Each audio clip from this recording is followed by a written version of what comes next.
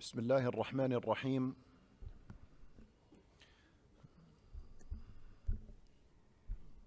بسم الله الرحمن الرحيم.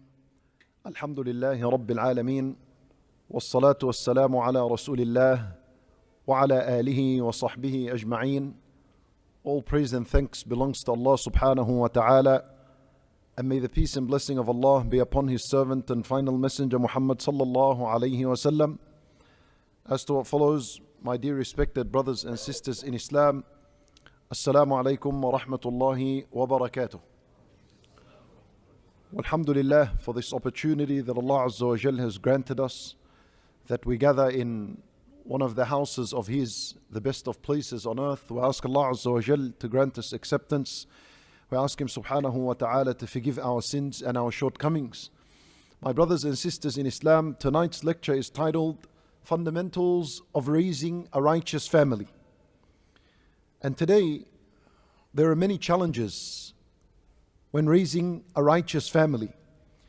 People are complaining that it is difficult to raise children in this day and age, in this country that they are in. These are the complaints.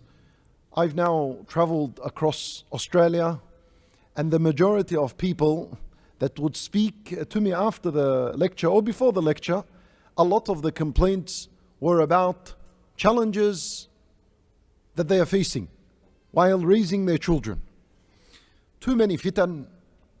How do we remain righteous? How do we remain upon La ilaha illallah? How do we preserve our faith, our iman, our prayers? How do we fulfill our obligations and keep away from the prohibitions? If the parents themselves are struggling, how do we instill this within our children and so on? Many complaints, and I think you understand that the matter is not easy. And so I've put a few fundamentals together that if they are followed by the family, by the parents, the husband and the wife and the children, then insha'Allah ta'ala, this family, by the permission of Allah, develops into a righteous family. These are 6 fundamentals that each and every single one of us must memorize. Not only that, but then to implement and apply in their life and have a great understanding of them. You see, my brothers and sisters in Islam, at the very beginning, at the core of a righteous family are the parents, the husband and the wife. It all begins from there. It all begins from the very first step. And so we begin with our first fundamental, and that is marrying the righteous person. You might be married, that's fine. You can still hear this so that you can refresh the intentions for why you are married and to understand this institution of marriage. And I also see some young boys here among us that are not married, and perhaps there are some young sisters that are not married, which inshallah ta'ala this will be beneficial for them and beneficial for all of us by the will of Allah subhanahu wa ta'ala. The first fundamental, marrying the righteous person. If the husband and the wife are righteous, then inshallah most likely that is the start of a righteous family. And if the husband and the wife are not righteous, they are corrupted, they have abandoned their deen and the teachings of Islam, then most likely the family becomes corrupted as well. And I'm saying most likely because guidance is in the hands of Allah Azza wa Jal. Allah Azza wa Jal can guide whoever He wants. Allah Azza wa Jal in the Quran, He says, وَالْبَلَدُ الطَّيِّبُ يَخْرُجُ نَبَاتُهُ بِإِذْنِ رَبِّهِ وَالَّذِي خَبُثَ لَا يَخْرُجُ إِلَّا نَكِدًا كَذَلِكَ نُصَرِّفُ الْآيَاتِ لِقَوْمٍ يَشْكُرُونَ. Allah Azza wa Jal, He says that the good land, the healthy, fertile land, its vegetation emerges by the permission of Allah. Imagine you have a healthy land and you put a healthy seed in there. The result is a healthy crop and produce that will come out. وَالَّذِي خَبُث, and the dry, barren, dead land, the infertile land, the soil quality is weak. If you put a good seed or a bad seed in there, لَا يَخْرُجُ إِلَّا نَكِدًا, hardly anything is produced and anything comes out. At the end of the ayah, Allah says, كَذَلِكَ نُفَصِّلُ الْآيَاتِ. This is how we diversify the ayat so that you may be grateful to Allah Azza wa Jal. Even yes, this is speaking about a land, but you can use the ayat to refer to many other things. There is ayat in the words of Allah subhanahu wa ta'ala. And that's the idea. If the husband is righteous, the wife is righteous, most likely they will produce a righteous offspring. And if both are corrupted, most likely what comes out is also corrupted. And we must know, my brothers and sisters in Islam, that the solution to family problems, they are all solvable before a family even comes into existence. And this is why they say prevention is better than treatment, right? The prevention is better than treatment. يعني النبي صلى الله عليه وسلم, he says, لا ضرر ولا ضرار. That's a hadith. It's actually a principle in Islam as well. لا ضرر ولا ضرار means for you to push away harm before it comes is much better than dealing with the harm after it has come. So the Muslim is always supposed to be a person who is on the lookout. Where's the harm? And try to push it away from your life before it comes in. Because when it comes in, you have to then deal with that harm. So that's the idea. The idea is a lot of these family issues and raising children upon righteousness and so on could have been solved if a person decided to take this first fundamental serious and marry the righteous person. And of course, marrying a righteous person, this is at the very beginning of the marriage. Everyone should ask himself, why am I getting married? Why did I get married for? Why? Is it because your parents are married and as a result others got to do the same thing? Or your friends got married and you're the last one left, so hurry up and get married? Or is it, I don't want to be left alone, I need to get married? Or is it because you have a desire? In that case, what's the difference between a human and an animal? Why do we get married? What's the purpose? That's the very first thing you need to understand. We get married, and for those that are married, you use what I'm saying of information to refresh and you renew these intentions. The believer seeks to marry so that he can raise a righteous family. That's a great purpose in marriage. To have a righteous family, have a righteous daughter, a righteous son that worship Allah Azza wa Jal. To complete your iman, to raise children upon the worship of Allah, to increase the number of the ummah of Rasulullah sallallahu alayhi wasallam as a result, making Nabi sallallahu alayhi wasallam proud of you on the day of judgment. Nabi sallallahu alayhi wasallam, he says, تزوجوا الودود الولود. Get married to the loving, fertile woman. فإني مكاثر بكم الأمم يوم القيامة. Because I will be boasting of your great number before all the nations. Yani Nabi sallallahu alayhi wasallam is encouraging us. Have lots of children because I want to stand proud on the day of judgment before all the other nations and say, I have the greatest following. I have the greatest number. And here, the great number and the great following is not just Muslim by name. The great following that the Nabi sallallahu alayhi wasallam is looking forward to meet are true believers. Muslims that adhere to the commandments of Allah subhanahu wa ta'ala. Not just by name, even that's the idea. This is an intention for why we get married. And this is what every young man and every woman should intend when seeking marriage. And this is why the prophets, from their dua, رَبِّ هَبْ لِي مِنَ الصَّالِحِينَ, say, my Lord, gift me and grant me from among the righteous. He didn't just say, my Lord, gift me a kid. No, he doesn't want any type of kid. Gift me a righteous child. Zakaria alayhi salam, Rabbi habli min ladunka dhurriyatan tayyibah. My Lord, gift me especially from you a righteous, upright family and generation. This is what he's looking for. True in his intention, followed it up with dua, and that's exactly what Allah Azza wa Jal gave him. For Ibrahim, Ismail alayhi salam, for Zakaria, Yahya alayhi salam, and their children were righteous. A correct intention with dua gets you that matter. And the intention of marriage is, as we said, to raise a child that also will remember you after your death and make dua for you. Because the dua of a righteous child after you have died goes a long way in bringing you immense relief and reward in your grave. And Nabi sallallahu alayhi wasallam, he said that when the parents have died, they are in the paradise and they go up. They are raised levels and ranks in the paradise. So they will say to Allah, where is this upgrade coming from? Why are we going up? Allah Azza wa Jalla, he says, بِاسْتِغْفَارِ وَلَدِكَ لَكَ. Because there's a child in this worldly life you left behind. And he's righteous, he's making dua for you, he's seeking forgiveness for you. He's saying, my Lord, forgive my father, my mother. And you're going up and earning more and more of Allah Azza wa Jal's pleasure. How beautiful is this to know that that will be the hard work. That's your hard work in raising a righteous child. So these are the intentions, to raise righteous children. When Nabi sallallahu alayhi wa sallam said, إِنَّمَا الْأَعْمَالُ بِالنِّيَّاتِ وَإِنَّمَا لِامْرِئٍ مَّا نَوَى. You must intend the good in order to receive the good.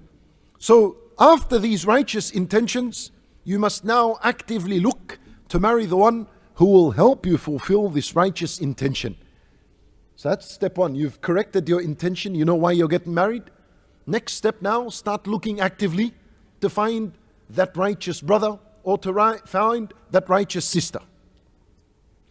When Nabi sallallahu alayhi wa sallam, he advised the young men to marry the righteous woman. Listen to hadith Nabi sallallahu alayhi wa sallam. He said, تُنْكَحُ الْمَرْأَةُ لِأَرْبَعٍ. A woman is married for 4 things. And he's going to list them according to what people prioritize.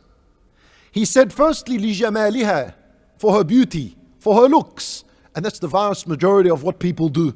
They run after looks, neglecting and ignoring every other aspect of life. That's number one. That's what people do. He mentioned it first because that's what people prioritize. وَلِحَسَبِهَا, and for her reputation. Perhaps this is a woman coming from a noble family, a very famous family, reputable family. So she might not have the looks, she might not have the wealth, but people will say, I will marry her so I can be recognized among the community. I'll have a name for myself. This is among the people. وَلِمَالِهَا, and she is also married for her wealth. So perhaps she doesn't come from a noble family. She doesn't have any looks. She's not that pretty. There's others that are prettier than her. But this person here decides that I'll marry her because her father died and she inherited a fortune. Let me marry her for her money. There are people like this, as the Nabi sallallahu alayhi wa sallam teaches us.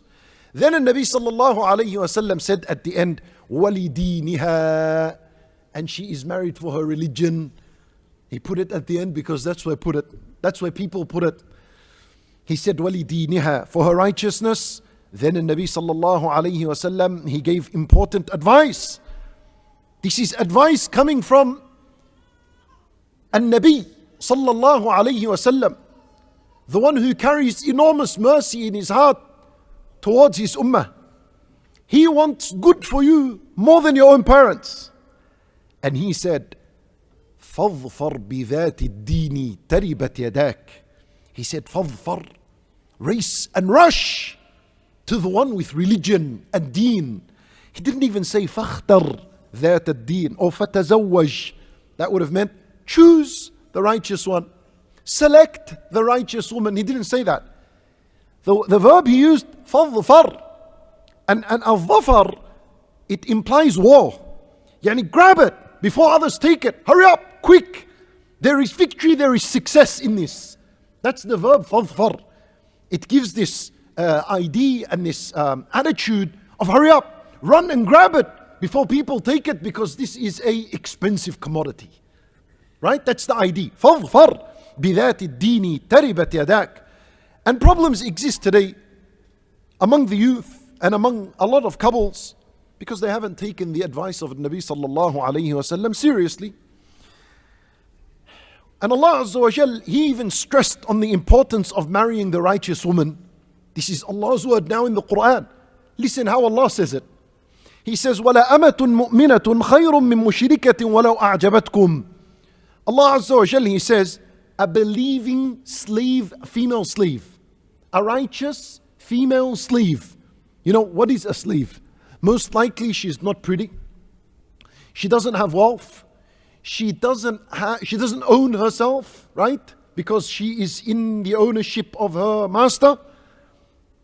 Allah Azza wa Jalla is saying that type of woman that is a slave but has deen is much better. خَيْرٌ مِّن مُشْرِكَةٍ وَلَوْ أَعْجَبَتْكُمْ. From a disbelieving woman, even if you are amazed with everything about her, her looks, her wealth, her reputation, anything about her in life. Why? Because this one has deen, this one doesn't have deen. That's how Allah Azza wa Jal words it. This is intense words. Umar radiallahu anhu, he said, nothing benefits a man after his faith in Allah as much as a wife with good character. Good character, meaning she's upon great deen, a loving and a fertile woman. And he said, nothing harms a man after disbelieving in Allah as much as a wife with evil character and a sharp tongue. Right? You need to know exactly where you want your life to head into. And in the end, every person will realize that at the end, all he wanted was a righteous spouse to live with for the rest of his life. Maybe you don't pick this up at the beginning or in the second year, but 10 years, 15 years down, if you hadn't made that correct choice from the beginning, this is what every couple will realize at the end. Because these four matters, or the three matters that people marry for, looks and wealth and reputation, all this goes backwards. A person doesn't enhance in his looks every day. Every day you're getting older and your looks are going backwards, right? No matter how much you do with your face and how much silicone and how much plastic you put, it's all going backwards. But one thing that never goes backwards is a deen that is always advancing. And so if the spouse you have chosen to marry is righteous and religious and continues to work on her deen, she'll look more beautiful every single day because you married her for that, and that's getting better every day. Allahu Akbar. The marriage becomes firm and it becomes stable. And if you are sincere, wallahi, my young brothers, if you are sincere, looking for the one with deen, Allah Azza wa Jal will satisfy you with her and everything about her. There was a story of a man. He said he had an intention to marry. So he wanted to marry his cousin, and she was pretty. So he engaged. He did an engagement with her, and he realized when he got to know her that she wasn't a woman upon deen. So he got turned off because his intention was to marry a righteous woman. He got turned off, and he turned off from marriage altogether. Years later, he refreshed this commitment to get married. And he's still conditioned upon himself that I will only marry the righteous woman. That's his intention. So he said he began an intense course of dua, making dua in his salat, in Arafah, in al-Hajj, in his Umrah, when fasting, when traveling. Dua, oh Allah, grant me a righteous woman. He says, then Allah Azza wa Jal granted me the righteous woman. He's seen righteousness in her. But she wasn't as pretty as his cousin, but he needs to be true to his intention, so he married her. He said, and one night, when we are sleeping, I suddenly woke up in the middle of the night and I looked to the corner of my room and I saw my wife standing in the corner praying. He was amazed. He never knew that this woman gets up at night and prays. Seems to be that she would get up silently, make al-wudu, go and pray. So he tucked himself back into bed and he slept. He said, that look of hers standing and praying imprinted in my mind. It like it just printed in his mind.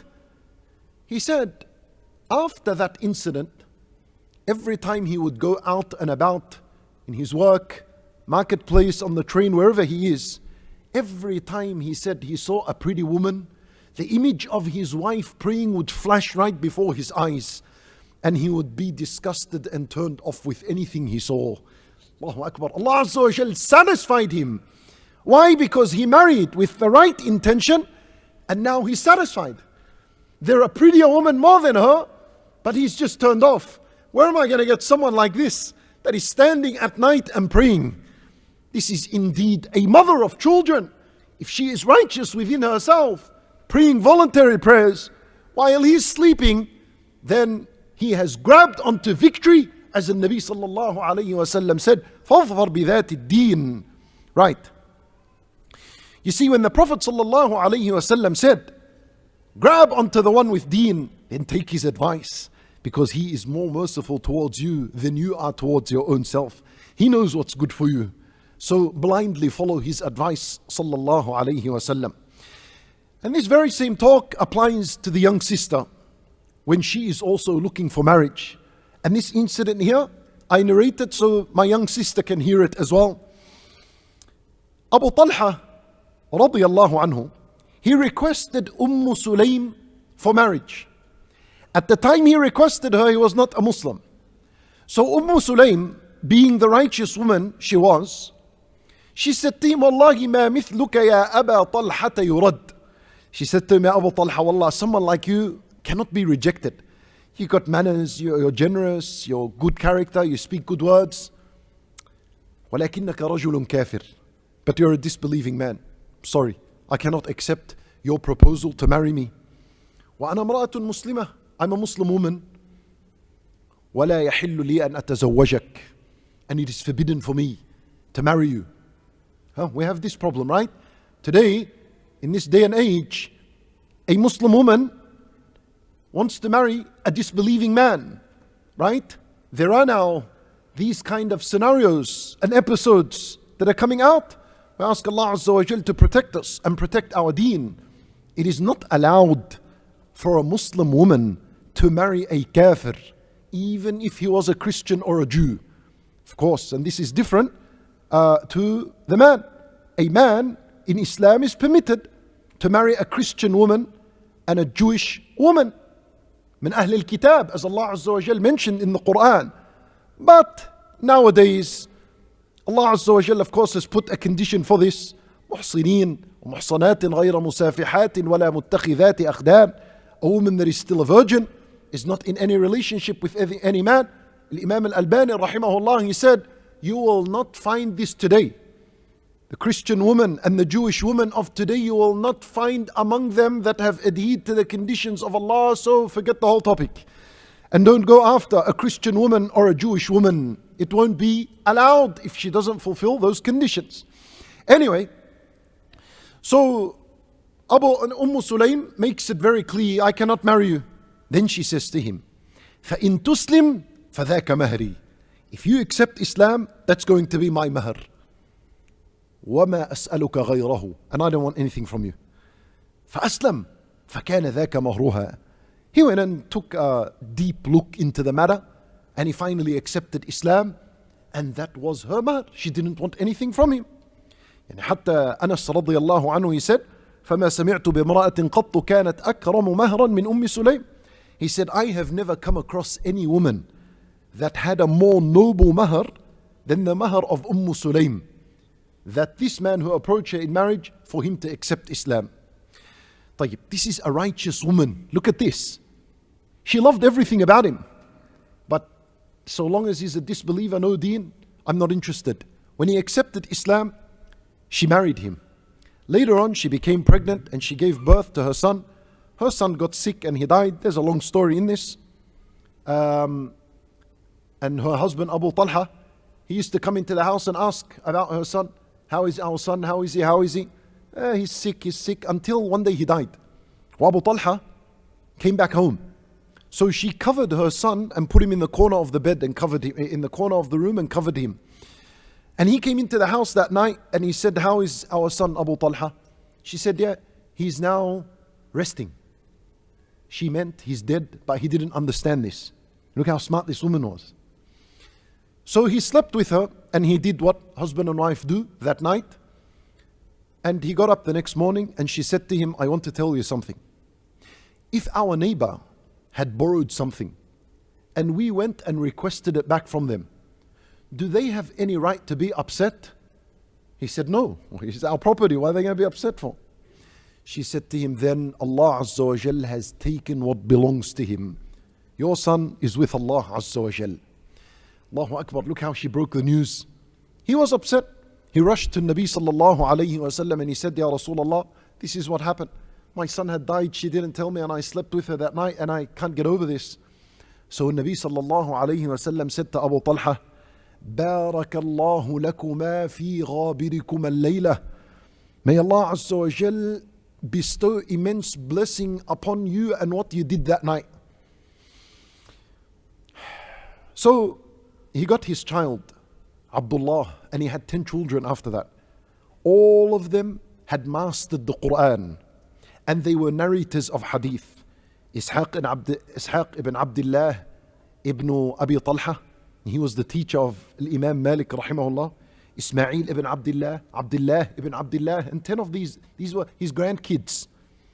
I'll tell you something. All this because of a righteous woman. Because of what she did and how she broke the news of the death to her husband. And then the Nabi sallallahu alayhi wasallam makes dua for him and his family. And until this very day, when we read these scholars' names, who's earning the reward? Sulaym or Abu Talha, and they're in their graves long gone and people don't even know about them. And they're earning immense reward. Why? Because of a righteous woman, had a correct attitude when it came to marry. I will only marry a righteous man. She did so, and look at the blessing until this very day. Every time we read the ahadith and the works of these scholars that were their children, they're earning this immense reward. Allahu Akbar. Allah subhanahu wa ta'ala, He said the very same words in the Quran. وَلَعَبْدٌ مُؤْمِنٌ خَيْرٌ مِّن مُشْرِكٍ وَلَوْ أَعْجَبَكُمْ. Allah Azza wa Jalla, He says to the woman that a male slave, meaning most likely doesn't look good, doesn't have money, he'll be poor, he's owned by his master, but he has deen, he has iman, Allah says is much better, خَيْرٌ, than a disbeliever. Someone with no deen, even if he impressed you in every aspect of life. These are intense words, wallah, that come from Allah subhanahu wa ta'ala. And so my brothers and sisters in Islam, compare this to the one who marries blindly.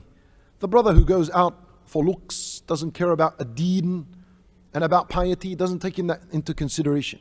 Then 2 years later, he has problem. No, 2 weeks later, he has issues.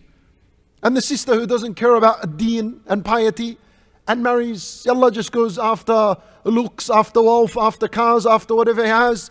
And what happens as well? 2 days later, there is a complaint, there is an issue, there is divorce. And, why? Had they taken the advice of the Messenger sallallahu alayhi wasallam, there would have been goodness in that. When Nabi sallallahu alayhi wasallam advised the woman, إِذَا جَاءَكُم مَّن تَرْضَوْنَ دِينَهُ وَخُلُقَهُ فَزَوِّجُوهُ. If the man with deen and great character comes to you, then marry him off to your daughter. Because if you don't do so, تَكُنْ فِتْنَةٌ فِي الْأَرْضِ وَفَسَادٌ عَرِيضٌ. There will be a huge fitna on earth. You'll be contributing to a great fitna on earth. And there will be immense corruption on earth. And that's what we see. Imagine, as a father, today, if 2 men approached, one guy comes to the house, let's say he's a wealthy man, CEO of some company, doesn't know his deen, nothing from the Quran. And another man comes to your door, seeking your daughter in marriage. He has Quran, attends the lectures, he has a deen, good character, but he's a poor man. In today's standard, what do people do? They'll say, inshallah, Hada will take the wealthy one, we'll teach him his deen later. We'll teach him how to pray later, no problems. Amma the other bloke doesn't have anything, thank you very much, we're not interested. Wallahi, with this kind of approach, you set yourself up for failure and loss. And don't forget, this worldly life is not everything. The greatest thing in this worldly life is a deen. You preserve that, you protect that, you're successful in your grave and in the afterlife. Al-Hasan al-Basri rahimahullah, he gives advice to the men, to the husband, to the father. زوج ابنتك من تقي. Marry your daughter to a righteous man. فإن أحبها أكرمها. If he loves her, he'll respect her and honor her. وإن أبغضها لم يظلمها. And if he hates her or dislikes her, because sometimes things would happen in a marriage, he will not oppress her. والشعبي رحمه الله, he said, من زوج كريمته من فاسق فقد قطع رحمه. Whoever marries his daughter off to a disobedient person, then he has severed the ties with his kinship. And whoever severs ties with kinship is cursed by Allah. So this is, of course, a huge responsibility. Now, okay. So that's the first point, first fundamental. You have the intention right, you act upon it, and you find the righteous man, the righteous woman, Bismillah, you get married. Second fundamental. Now both of you have got married.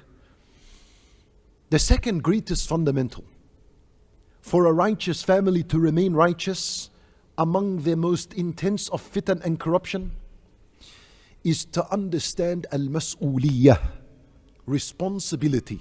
That's a fundamental. You have to understand what mas'uliyah is. Both the husband and the wife must know that they are responsible. And they will be questioned by Allah about their responsibility on the Day of Judgment.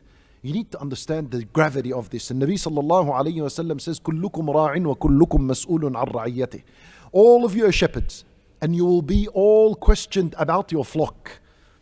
Then he said, وَالرَّجُلُ فِي أَهْلِهِ رَاعٍ وَهُوَ مَسْئُولٌ عَنْ رَعِيَّتِهِ. The father is a shepherd in the house, and he will be questioned about his flock, about his children and his wife. وَالْمَرْأَةُ فِي بَيْتِ زَوْجِهَا رَاعِيَةٌ وَهِيَ مَسْئُولَةٌ عَنْ رَعِيَّتِهِ. And a woman is also a shepherd in her husband's house, and she will be questioned about this responsibility and the children that are in the house. Today, there is a topic among people. People are confused. Who's supposed to look after the children? The man says, that's not my job. I get the money, I spend, and then I can live the single life. I don't have to be at home. That's a mother's thing. She's the one that changes the nappies, feeds the child, and nurtures him and raises him, and I got nothing to do with this. Wrong. What dalil is this hadith? This, my brothers and sisters, first and foremost, it's called parenting. It's not called fathering, nor is it called mothering. It's called parenting. Both share equal responsibility when it comes to the children. What dalil is this hadith?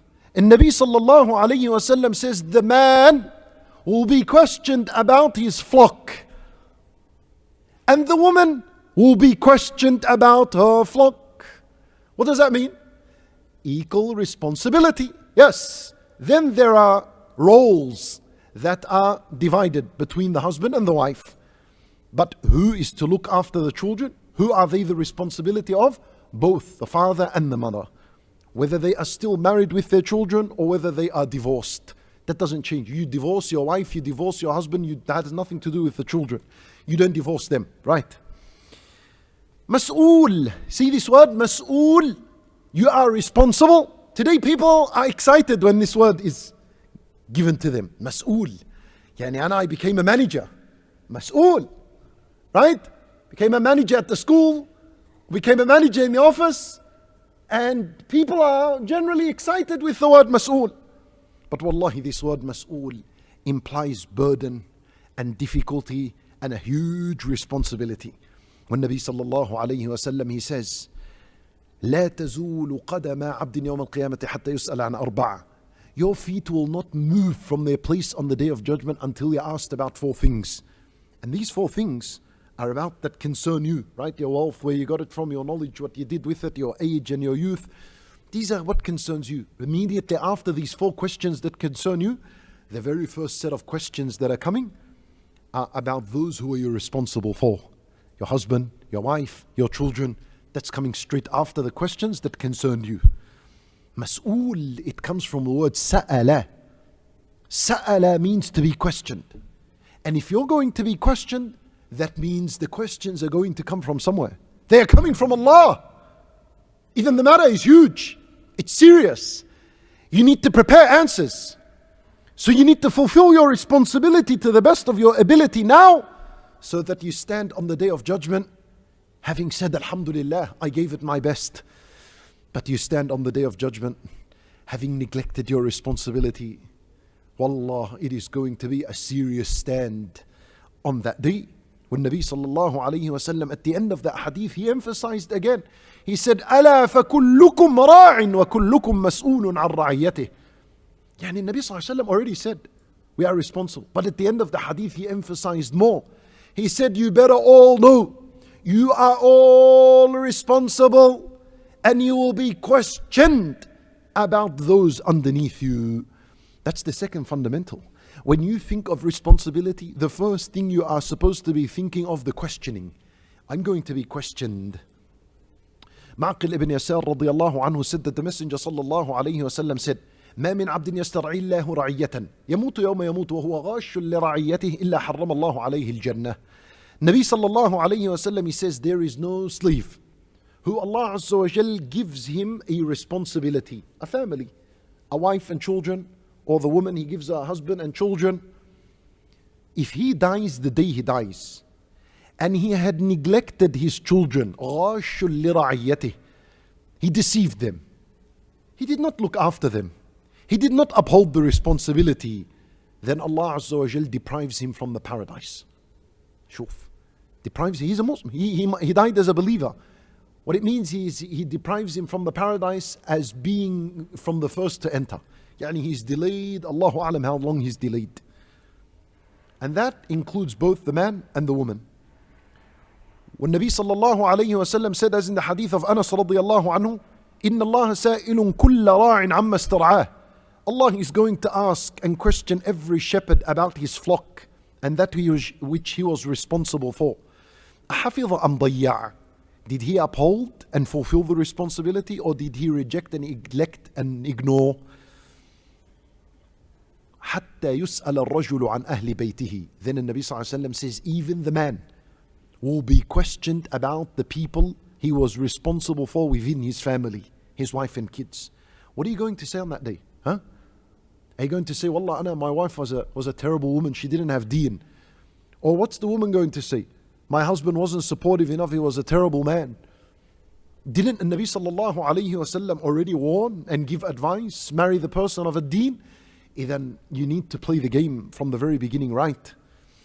And you are not only responsible for your family's food and drink and their clothing and housing and take them to doctor when they are sick and take them to weekend sport and so on. People think that's the responsibility and the greatest thing. La wallahi, it is not. That you need to do, but that's a separate thing. That's not the biggest thing. The greatest responsibility when it comes to your family and your children is their religion, their deen. Allah Azza wa Jalla says, وَأْمُرْ أَهْلَكَ بِالصَّلَاةِ. Instruct your children to as-salat, your family to as-salat. That's what you'll be questioned about on the Day of Judgment, their prayer. Ismail alayhi salam, Allah Azza wa Jalla was pleased with him because كَانَ يَأْمُرُ أَهْلَهُ بِالصَّلَاةِ وَالزَّكَاةِ. He consistently used to instruct and command his family upon as-salat. He looked after their deen. Yaqub alayhi salam, when he was dying, Allah Azza wa Jal said, أَمْ كُنْتُمْ شُهَدَاءَ إِذْ حَضَرَ يَعْقُوبَ الْمَوْتِ. Were you there? Were you present when Yaqub was dying? We weren't there. Listen to what Allah said, because He captured the moment for us. إِذْ قَالَ لِبَنِيهِ مَا تَعْبُدُونَ مِنْ بَعْدِهِ. His children were around him, Yusuf alayhi salam and others. Yusuf is a prophet. This is a prophet dying, and his son are righteous people. From among his children is a prophet. He says to his children, what are you going to worship after my death? He did not say to them, what are you going to do with my wealth after I die? With my land after I die? With this and that I own? No. Who are you going to worship after my death? Because that's his greatest responsibility. And they say, نعبد إلهك وإله آبائك إبراهيم وإسماعيل وإسحاق إلها واحدا ونحن له مسلمون.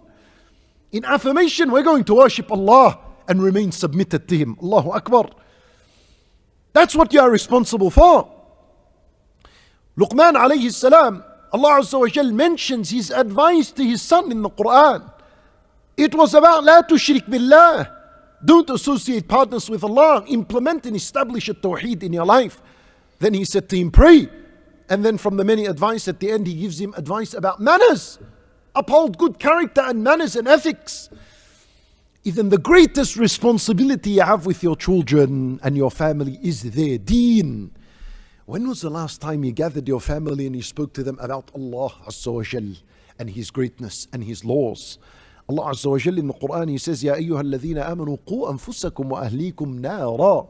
Allah Azza wa Jal, He says, O you who believe, save yourself and your family from the fire of hell. He didn't say, save them from hunger, save them from the cold in these days. La. Save them from the hellfire. How do you save them from the hellfire? How? By knowing and understanding that your greatest responsibility towards them is their deen. So teach them al-Islam. Teach them the commandments of Allah. Teach them what Allah has forbidden and prohibited. Teach them the dangers of social media. Control them on these matters. Teach them as-salat on time. Wake them up for salat al-fajr. Take them to al-masjid. You need to be engaging in the discussion of a deen in the house more than you discuss anything else. Today the family among itself, they're speaking about where are we going to go on Sunday? Where are we going to eat? What holiday are we going to go at the end of the year? What school are we going to go to? How was this? How was the day? How was that day? How was this friend? How was that friend? How was your salat during this day? Did you pray salat al-fajr on time or not? Where is my son, my daughter? Did you read al-adhkar today or not? Did you say the adhkar after as-salat or not? Did you make dua today at least for a minute or two or not? Did you say the dua before you entered the bathroom or not? Where's this matter? This is what you're responsible for. This is what will strengthen their deen and fortify it. That's why I'm telling you this is a fundamental. If you understood al-mas'uliyah, now we're working towards raising a righteous family. But if you're thinking your mas'uliyah is just feed him and clothe him and shelter him and take him to soccer and I'm done, la wallah, that's not going to benefit you at all. And so these are the matters that Allah Azza wa Jal is mentioning. And of course, when He said, save yourself and your family from the fire, what do you learn from that? You learn that the greatest means or the greatest method by far on earth to raise righteous children is what? Here, it's in this ayah, it's mentioned in this ayah, is to model parenting, for you to be a role model. Why? Because Allah Azza wa Jal said, save yourself. If you're on a path of saving yourself from the fire, that means you've become a role model for others. You now are in the position of saving others in your family. Saving yourself from the fire, meaning you are adhering to Allah's command. If you do that, that means you're a righteous Muslim. Children are most likely to follow and they'll do exactly that. But if you're not on a path of saving your own self from the fire, how are you going to save those around you from a fire? How are you going to be a source of inspiration for them? That's why it's a failed cause. So al-mas'uliyah is big. You gotta bring some grand changes into your life once you're married. You're married, you're now a husband. You live a husband life, not a single life. Then when you have your first child, you live a father's life, not a single life.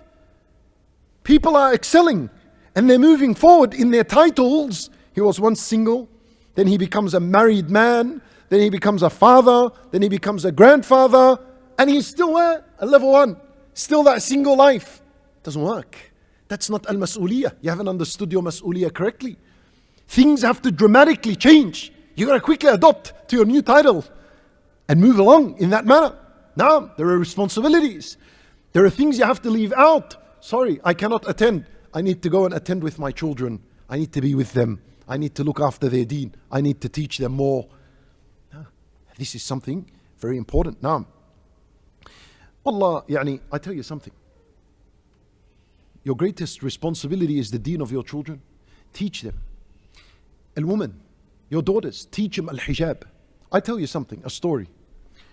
There was once a woman and her husband, we went to their house, and the husband, he said to me, Lena, his daughter, I saw her walking and she wasn't with hijab. I thought, let me just ask him, maybe because we're in his house, there is time we can give him advice. I said, brother, wallahi, don't take offense to what I'm saying. Wallahi, even if you don't want to engage in the matter, I'm happy to stay quiet. But I just wanted to ask, your daughter, is she scarved or not? Does she wear the hijab or not? He said, oh, no, that's a great question. Allah barik feek, no problems. I go, what's the story? He said, oh, look, we've come to the decision, him and his wife, he said, that we're just going to leave it up to her until she's convinced. Okay, that's good. All right, mashallah. Leave it up to her until she's convinced. I said, can I ask you a question? I said, if your daughter came to you tomorrow morning, she said to you, my dad, my mom, I don't want to go to school tomorrow until I'm convinced. What are you going to do? What are you going to do? Yeah, no worries. Stay in your room. Come back later with an answer. Let me know how you think. Wallah, the sandal on top of her head. What do you mean you don't want to go to school? Right? And he's forced her to go to school. He said, yeah, but that's different. Two of them are different. I said, yeah, of course they're different. But you didn't know which of the two are more important. You see the ID? You see that attitude that we have?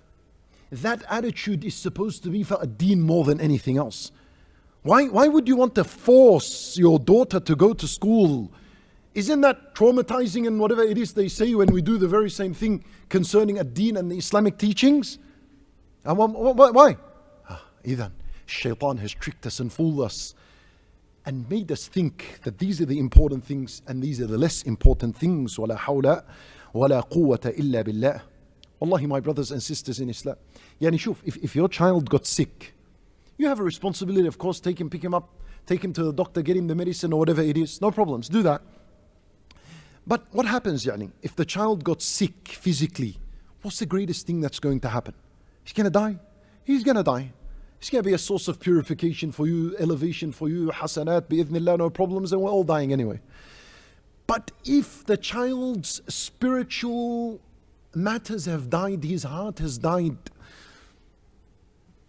this is the greatest calamity. And if he got sick, you'll rush him to hospital. And if the heart is sick and diseased and doesn't have deen and is turning away from the teachings of a deen, where's that attitude of rushing to the spiritual hospital? Then we haven't understood what al-mas'uliyah means. That's the idea of this fundamental and what I wanted to bring to your attention. Al-mas'uliyah is important. Now, subhanallah, today, when we send, I've seen this, some people, they send their children to a Quran school, an Islamic school. So their son comes back, he's crying. Oh, he didn't like the teacher and I don't know what happened in the class. So the mother is all angry. Wallah, I'm not going to send my child back to the Quran school. He got traumatized there. How pathetic are these teachers that he came back crying? All right. That very same child, the age of 5, he begins school. He goes to kindergarten. He's screaming. The mother is outside the fence crying, oh ya Albi, leave him. School's good for him. Why? But the school's traumatizing. Pull him out of the school then. You see what the shaitan has done? He's the same thing. He's crying in school, he's traumatized, he doesn't want to sit there. But no, leave him there. No, leave him.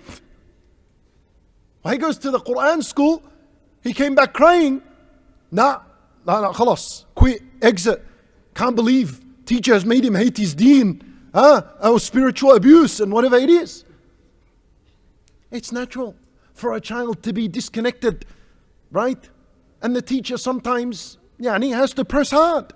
Yalla, ya child, you can't go anywhere. Memorize your Quran. And those tears that flow from a child when he memorizes the Quran, wallahi, he'll thank you for them later on. He'll thank you later on when he gets upright into his deen. So you need to be aware of this matter because this is the greatest responsibility. Sahnun, have you heard of this man before? He was a student of Imam Malik rahimahullah. And there was a man who came to him and said to him, I have 7 children and I didn't enroll them in any Quran school. They don't know the Quran. Sahnun said such a person should be imprisoned. If Sahnun was among us today, how many would be in prison? That's according to Imam Sahnun rahimahullah, right? Greatest responsibility. Teach him ad-deen. Teach him ad-deen. Now, put them in schools and let them. If you can't teach your children al-Islam, put them somewhere where they can teach them al-Islam. The third fundamental, to raise a righteous family. And that is that the couple must encourage one another upon the worship of Allah Azza wa Jal. Oh, listen to this because this is very important. Some people, they complain today. Had the brother, he comes and he says, Wallah, ana ya Sheikh, my wife doesn't wake up for Salat al-Fajr. What do I do? Why didn't you ask her from the very beginning if she prayed Salat al-Fajr on it? Yani, what do I do? I wake her up for you, yani? What's the deal? Or she says, my husband doesn't wake up for Salat al-Fajr. Why didn't you ask from the beginning if he prayed Salat al-Fajr or not? I tell you something.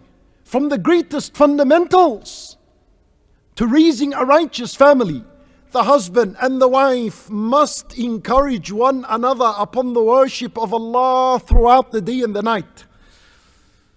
Must. Abu Hurairah radiallahu anhu, he narrates and he says that Nabi sallallahu alayhi wasallam said, may Allah bestow His mercy upon a man who got up and prayed at night, then he went to wake his wife up to pray. If she refused, he would sprinkle water in her face. And may Allah bestow His mercy upon a woman who wakes up at night and she prays. Then she wakes her husband up. If he doesn't get up, she sprinkles water on his face. May Allah bestow His mercy upon this couple. See this hadith? What is it teaching us? Husband and wife must encourage each other upon the worship of Allah. And this is a voluntary deed. Imagine how much more it should be with the obligatory deeds.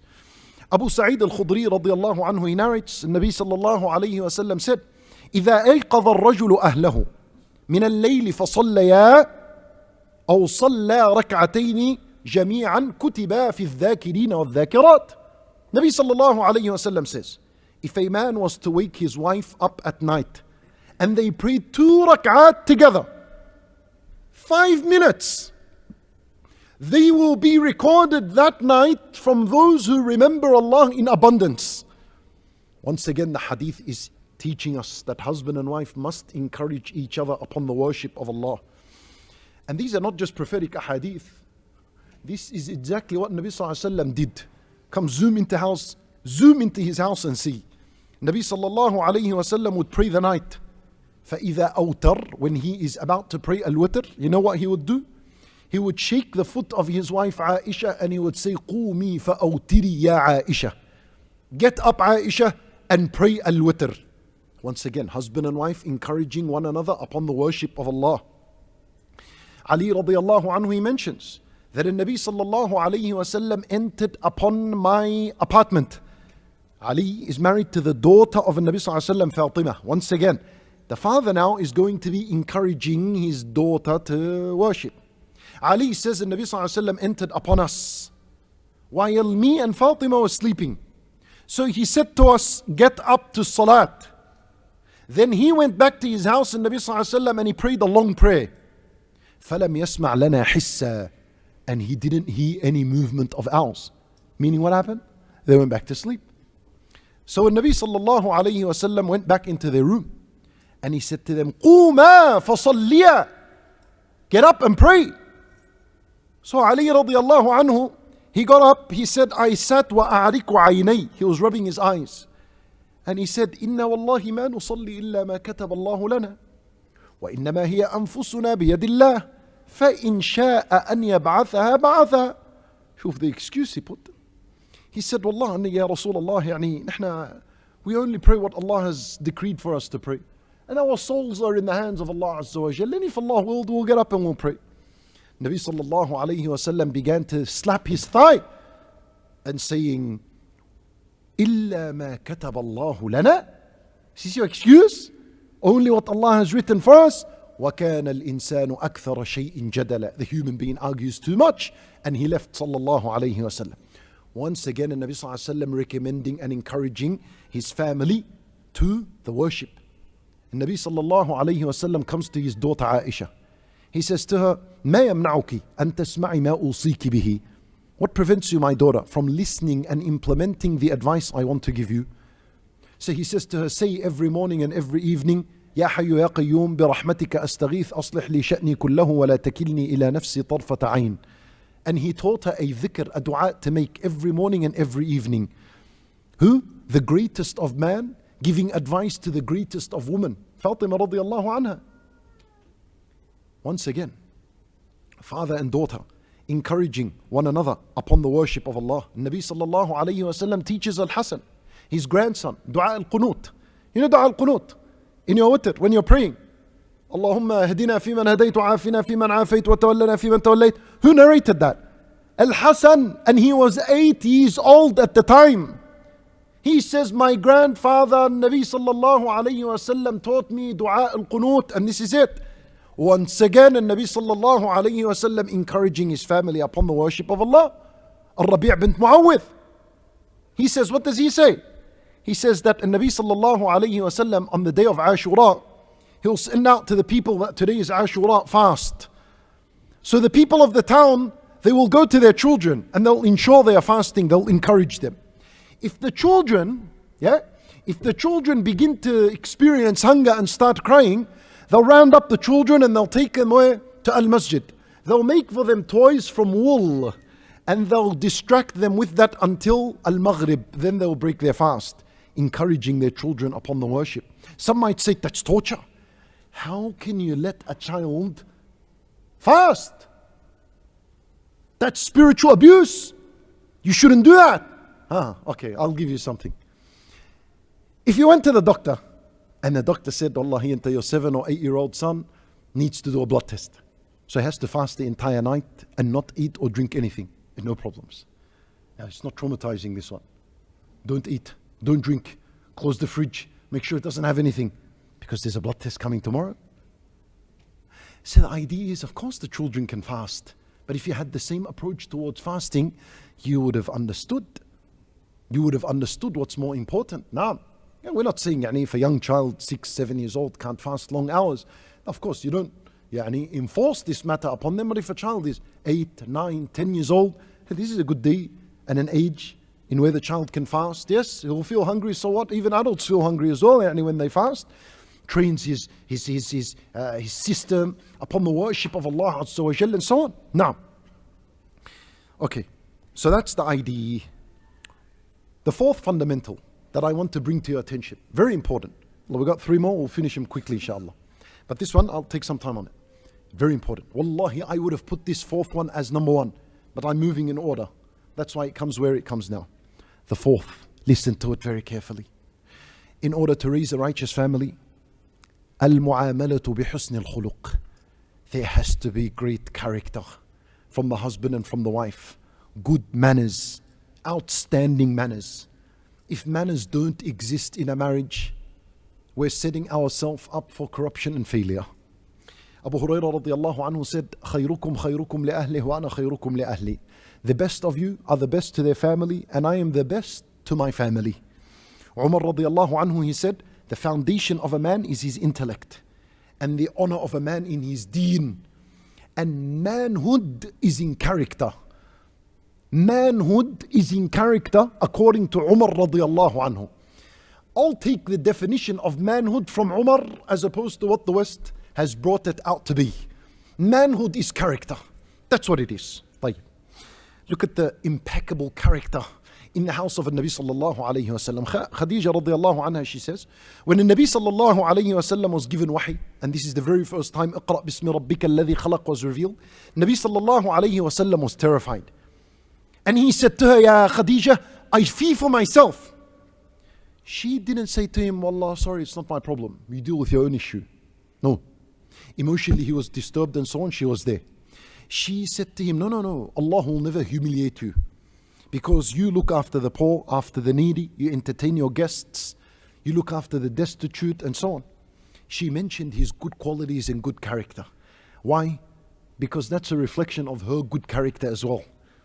So the idea is when the husband is down or the wife is down in an emotional episode or whatever it is, from good character and manners, that you approach the spouse and you reassure them and you speak to them about goodness that exists within them, so that they can be proud of who they are and the goodness they've accomplished in their life, and that would help them get over whatever they are experiencing at that moment. That's good character. That's not weakness.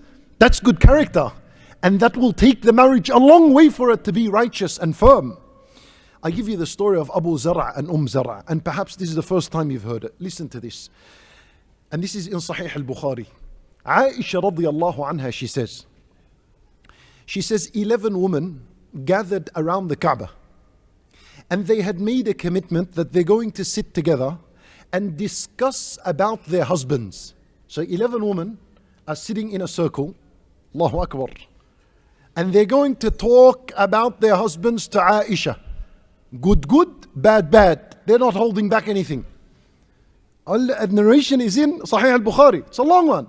First one goes, second one goes, third one goes. I think it's the fourth one. She didn't leave anything except she wiped the floor with him. Read the narration. We get to the last one, the 11th one. The 11th one begins to speak. I want you to listen carefully and I'll make my point at the end of it.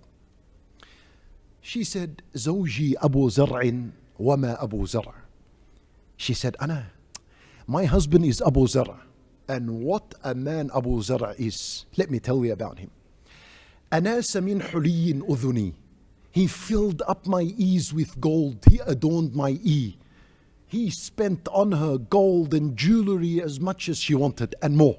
That's what she's saying. أناس من حلي أذني وملأ من شحم عضدي. And he filled my limbs with meat, meaning he fed her. And he kept feeding her. Not McDonald's and so on. He fed her food in where she became filled up. وبجحني فبجحت إلي نفسي. Third thing she says about him. He honored me so much that I was so pleased and proud of myself. بجحت إلي نفسي. Allahu Akbar. And what did Abu Zar'a do? She says, وجدني في أهل غنيمة بشق فجعلني في أهل صهيل وأطيط ودائس ومنق. He said he found me among a poor family that was raising sheep. He took me from there and took me to his family that were raising camels and horses, meaning I had an expensive life, a wealthy family. Took me from poverty to richness. She says, عنده أقول فلا أقبح. The day I lived with him, I can say whatever I like and he would never mock me. He would never say, just shut your mouth, I've gotten over it. فلا أقبح. He will never insult me and mock me. I speak whatever I like. وأرقد فأتصبح. And with him I'd sleep and wake up whenever I want. 8 in the morning, 9 in the morning, of course after Al-Fajr, but he wouldn't come and disturb me. Yalla, get up, take the kids to school, do this, do that, none of this. Leave her until she woke up whenever she would want to wake up. وأشرب فأتقمح. And I would drink until my full. She was satisfied. Listen, this is manners. Watch this. Then she started saying, Zar'a, hey, let me tell you about his mother and what a beautiful woman she was. Let me tell you about his father and how awesome of a man he was. Let me tell you about his slave and how awesome he was. Everything about this person's life was just outstanding character. Now, she says to Aisha and those women, she says, one day, my husband Abu Zar'a walked out of the house and it was milking season. People were milking their livestock. So he took a bucket and his eyes fell on a woman that was milking her cow. And she had 2 beautiful children like leopards. She says, so his eye fell on her. He loved her. He went to Zar'a and he divorced her. And he married this one that he loved. Allahu Akbar. Imagine this happened today. You see, and I want to tell you something. She says, I married this second husband. He spent on me and so on. Exact words she says, yet all the things that my second husband did could not fill a small utensil of what Abu Zar'a did for me. Nabi sallallahu alayhi wa sallam, when he heard this, because Aisha narrates this whole story to Nabi sallallahu alayhi wa sallam, he's sitting listening. He said to her, Ya Aisha, I was to you, from all these 11 husbands, I am to you like Abu Zar'a to Zar'a, except that he divorced her and I did not divorce you. But I want to tell you something. He had outstanding character with her. What did he do at the end? You see that move he did at the end? He saw someone, he divorced her and he married a woman he looked at. And she did not dare to say a single word that is bad about him, even though he had done what he did. And I ask, what kind of character did he have? That even though this might have hurt her, yet she did not find a single word in her dictionary to say something bad about him. Allahu Akbar. When Nabi sallallahu alayhi wa sallam would say, I'm like him, and Nabi sallallahu alayhi wa sallam compared himself to him, that's the character that is required from a man with his wife. That will contribute towards a righteous family bi'idhnillah. Allahu Akbar. Wallahi, today, if this similar incident happened, and a woman came and said, Wallah, I was with my husband and he saw someone and he got communication with someone, he divorced me and he married her. Wallah, she will find even things he never did and she'll say, he's this, he's that, he's this, he's... Huh? And if she spoke good about him, I said, oh Allah, sorry, I won't believe you. This is only for Zara to do. But the idea is, what kind of character did he have for her to not say a single word about him? Allahu Akbar. That's the kind of character we're speaking about. And like the story of Salama. Salama, when her husband Abu Salama died, and she was upset through this calamity, the Sahaba, they came to her giving her news. They said to her, say, Allahumma ajurni fi musibati wa akhluf li khayran minha. Say, inna lillahi wa inna ilayhi raji'un. Oh Allah, grant me goodness for this calamity I'm going through, and replace it for me with something better. So when she made the dua, she said, oh Allah, grant me goodness in my calamity. That her husband had died. Then she said, she didn't say, and oh Allah, replace this calamity with something better. She stopped. And she said to herself, who's better than Abu Salama? Imagine that. Her husband has died. And she's thinking, who's going to be better than this man I was with? Etta, do you think your wife can say something like this about you? To say who is better than such and such and name her husband? The question here is, what did Abu Salama do that he is dead and she holds back from a dua thinking who is better than him? Then she was inspired to say it, and she said it, and Allah Azza wa Jal gave her Nabi sallallahu alayhi wa sallam as a husband, and no doubt Nabi sallallahu alayhi wa sallam is better. Subhanallah. How can Nabi sallallahu alayhi wa sallam's manners were with his wife and his family? If she ate from a meat, he'll eat from the exact same place she ate from. If she drank from a cup, he'll drink the exact same place where she drank from. All this is akhlaq, all this is manners. You know, a massive topic and an issue is raised today. And that is, does the wife have to obey the husband or not? Nah? How big is this? Does the wife have to obey? Does she have to cook for him? Does she have to clean? Does she have to do all this and that?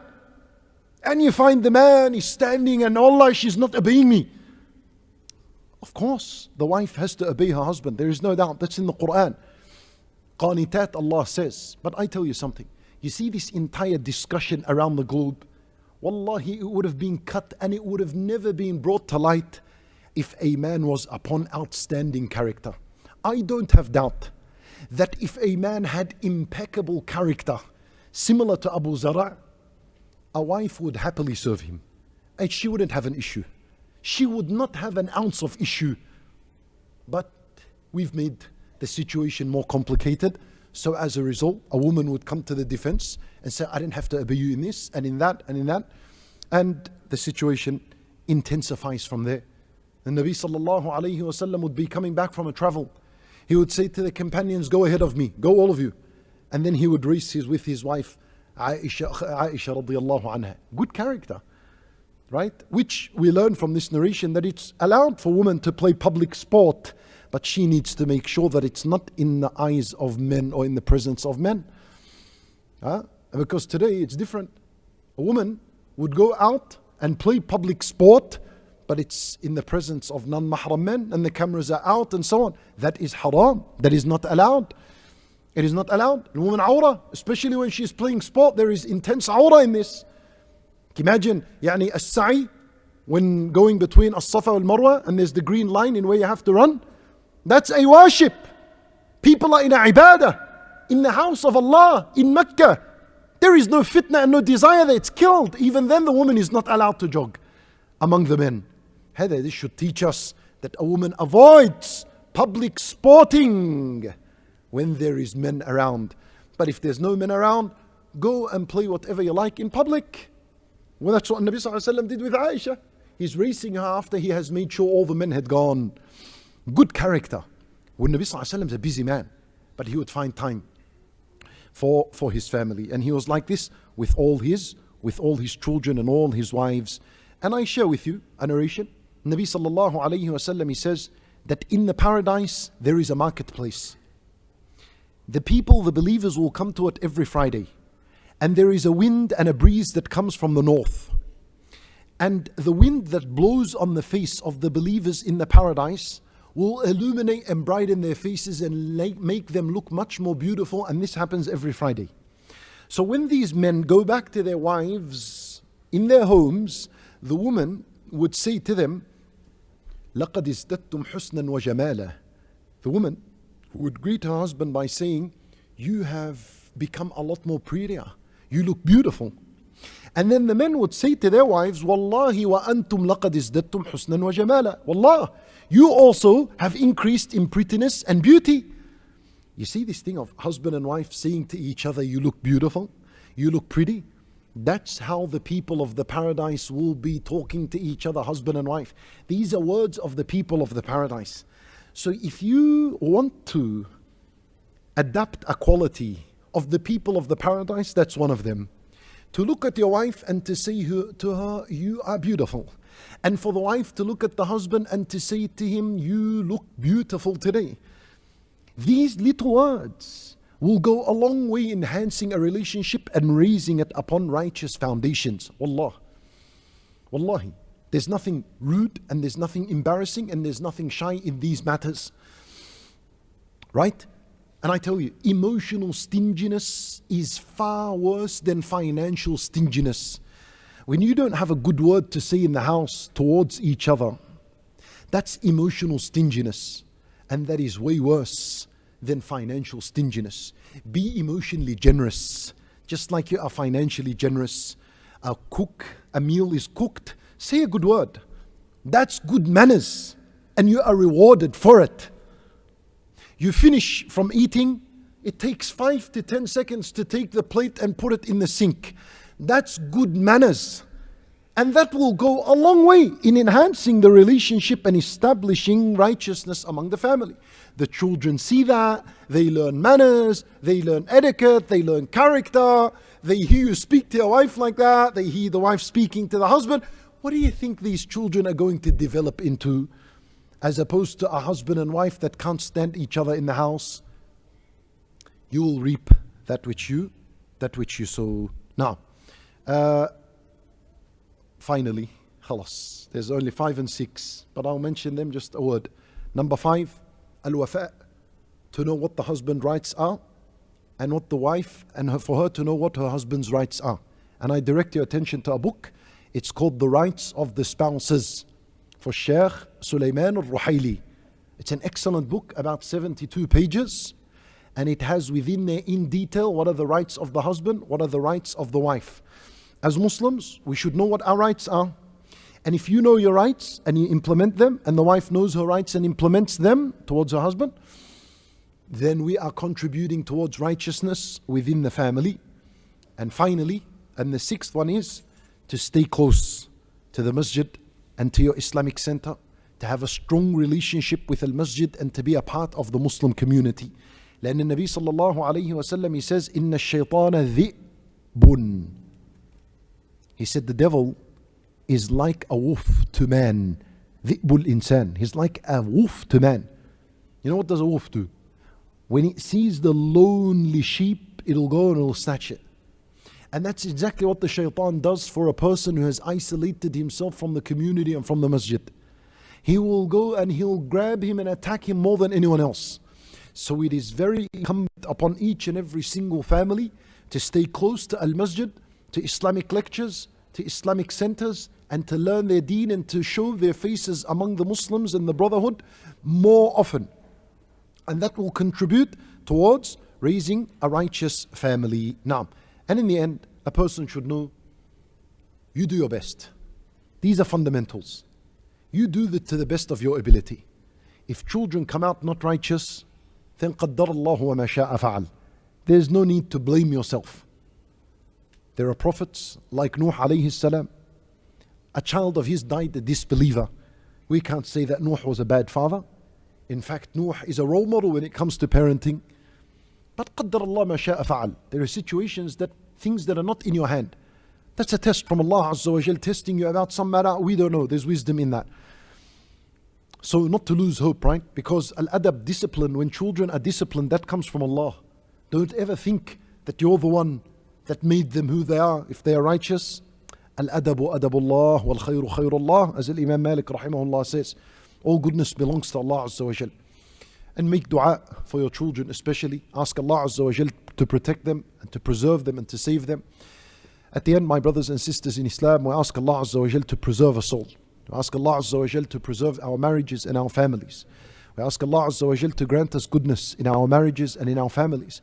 We ask Allah Azza wa Jal to admit us into the highest levels of the paradise مع النبيين والصديقين والشهداء والصالحين وحسن أولئك رفيقا. We ask Allah Azza wa Jal to spare us His punishment and His curse and the hellfire. And we ask Allah subhanahu wa ta'ala to grant us steadfastness upon Islam, upon La ilaha illallah until the day we meet Him. ربنا آتنا في الدنيا حسنة وفي الآخرة حسنة وقنا عذاب النار. ربنا هب لنا من أزواجنا وذرياتنا قرة أعين واجعلنا للمتقين إماما. جزاكم الله خيرا for your attentive listening, and I am sorry for taking longer than usual.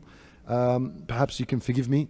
We ask Allah Azza wa Jal to accept from us all. Wallahu a'lam wa sallallahu wa sallam wa baraka ala nabiyyina Muhammad wa ala alihi wa sahbihi ajma'een.